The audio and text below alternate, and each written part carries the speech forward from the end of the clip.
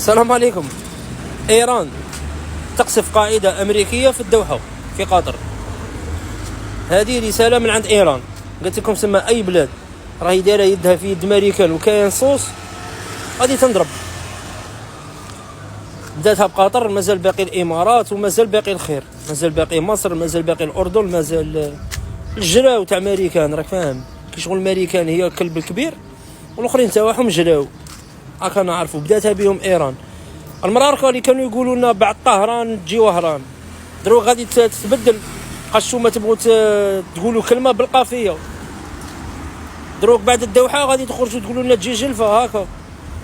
لا سيما المراركه راه عندكم 5 خرائط، وانتم من الناس اللي راكم مطبعين مع امريكان. عندكم قاعده عسكريه، انتم ديجا بلاتكم غير قواعد، سمعتني عباره عن ثقبه.